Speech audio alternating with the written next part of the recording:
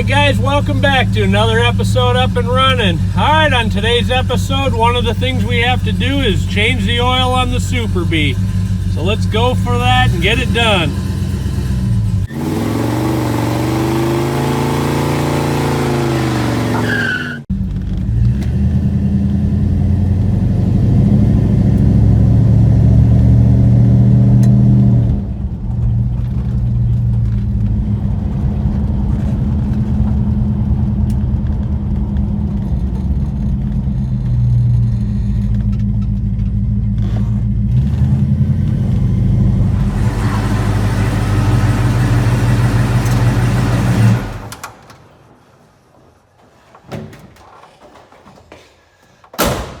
First thing is, let's take a look at the air cleaner on this car. It's been a while since we put one of these on. I'm sure it's kind of nasty. It is. Driving up and down the dusty road here makes that kind of crusty. Alright, we got a new one. I anticipated that.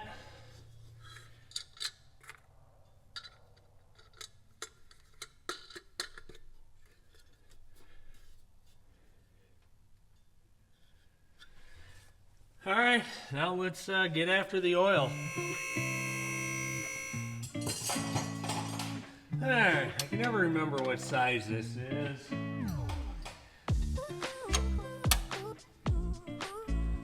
we go. It's a 7/8.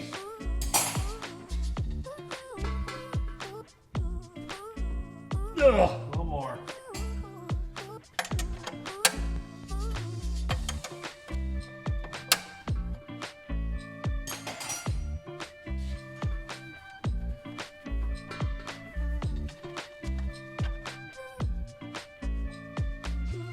Alright, I'm going to get the old grease gun out and grease this while things are dripping. I wiped a lot of these off while I was standing here off camera. But you definitely want to wipe them all off when you're doing this. Alright. Now the filter in this car is right up in here, and I lost my oil filter wrench. Here it is.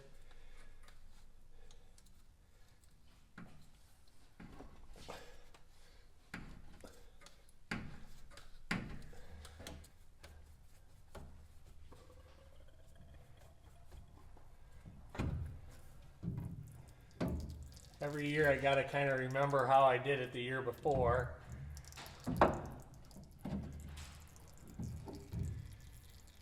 And I'll let that drain a bit and then we'll remember. I think I go up through there.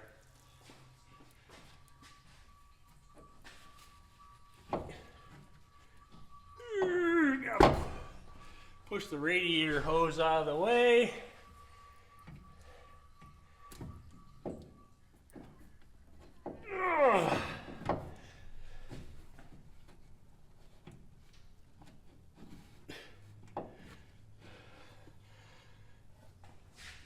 You can only get one hand in there and it's super slippery. There it is. And we got it. Alright, we got a brand new Wix filter. Let me show you guys something up in there to make sure to pay attention to. So there's the oil filter housing. You want to make sure that the gasket from the old filter is not on that, and because that's bad if you double gasket that. So I always am sure to check that.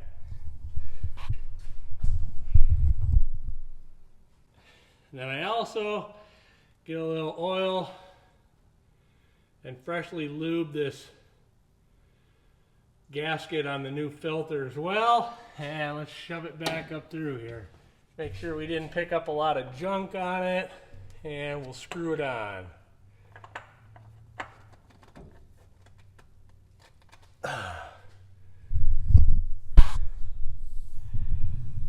Alright, there it is, tucked up in there. And then we'll make sure that it's screwed on all the way. And we didn't bind up the threads. There's not a lot. Yeah, it feels good on there. Also, when I start it, I'll be sure to check that right away because I don't want any issues with it. All right, as long as we got the car up in the air, I'm going to talk a little bit about torsion bar suspension. So I'm going to start at the back of the car, or at the back of the suspension. This right here is the back end of the front torsion bar. And what a torsion bar is it's this bar that runs right along here, and that takes a twisting motion from the front end. And you can see it, I'll get the camera up in there. It mounts into the front suspension, the lower control arm, right up there, right there. And there's a hex on both ends. The back hex is held stationary, and then as this control arm goes up and down, the front twists this bar. Well, there's a preload twist on that bar that keeps your car from sitting flat, and it's done by when you put the front suspension on this car. All right, so that's where the front of the torsion bar mounts into the car. Now, if you look up under here, there's a bolt, and that's what tightens the torsion bar. You can't really see it that well, but you can kind of see the bolt through that hole right up there. And the more you crank that bolt in, the tighter or the more twist or preload is put on that torsion bar, and that makes the front end of the car higher. So if you ever watch like old Dukes of Hazzard and they're getting ready to do a jump, they used to run these bolts in all the way to get the car in as high as they possibly could in the front. It made for a better jump. So that's how they did it. So if you're thinking, I've never seen that before, were Dodges the only one that used that? The answer is absolutely not. Even up into the 2000s, some of the Ford and Chevy pickups used torsion bar suspension. You can see this one is kind of a little bit on the smaller side as far as the diameter. Let me walk over and I'll grab one out of a Ford truck. I think it was like an 01 or something like that, Ford truck, four-wheel drive. Let's go take a look at that one. So anyway, here is a piece of torsion bar out of a Ford truck. You can see how much bigger it is, compared to the one in the car. There was a lot more weight in them. But anyway, so that gives you an idea, the little 5-minute education on what torsion bar suspension is all about.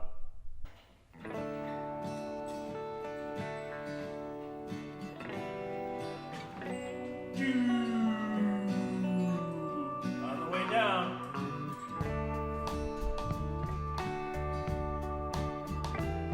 High pour. Woo!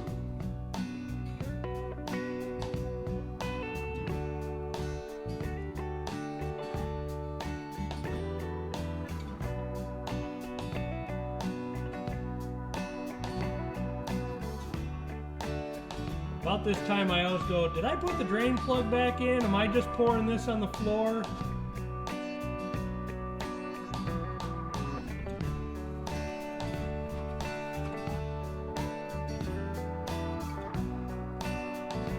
I wonder if they started putting metal shavings in this stuff now. Just kidding.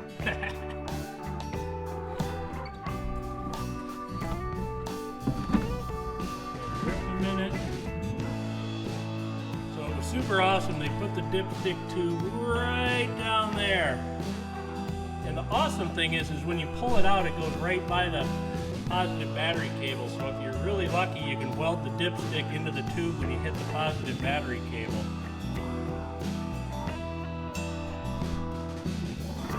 All right, let's start this up and see if we have oil pressure.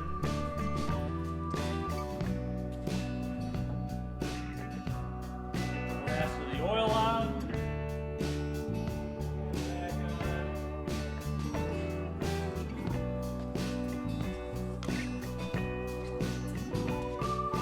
Let's see if it lights.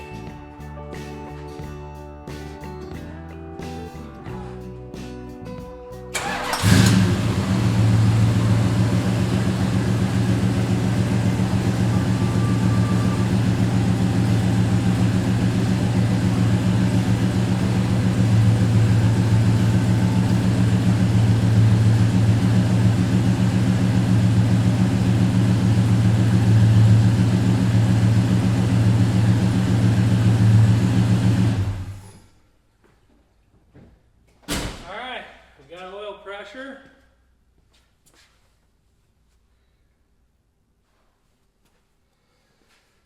Now let's check the oil.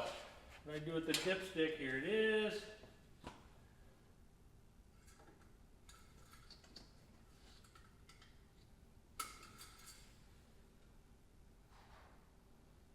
Yeah, so we're right between the lower and upper marks on the dipstick, which should be good because it'll drain back down into the engine and we'll top it off. I usually double check it like the next day after it had a chance to sit all night. So I think we're done with the oil change.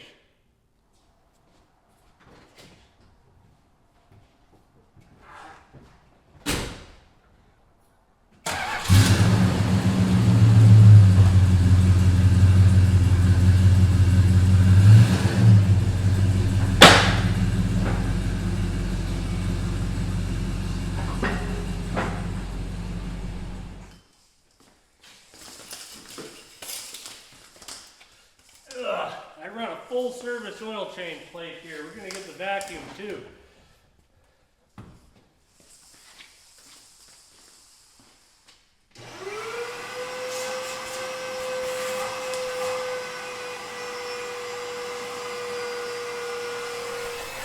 Who puts all this stuff in the car anyway? That's what I want to know.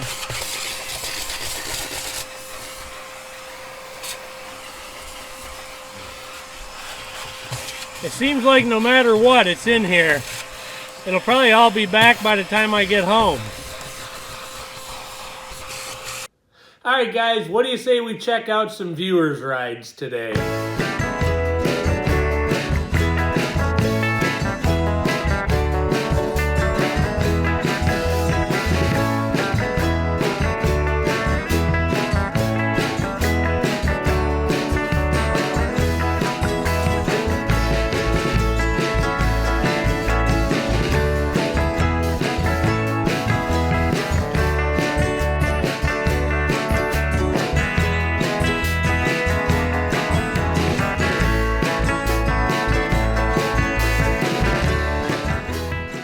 Alright guys, that's going to wrap it up for another episode Up and Running. I hope you enjoyed it. Be sure to come back next time. And what a torsion bar is this. Yeah, so anyway, I have no idea where I'm going with that, but anyway, that's a little lesson on torsion bar suspension. Alright guys, that's going to wrap it up for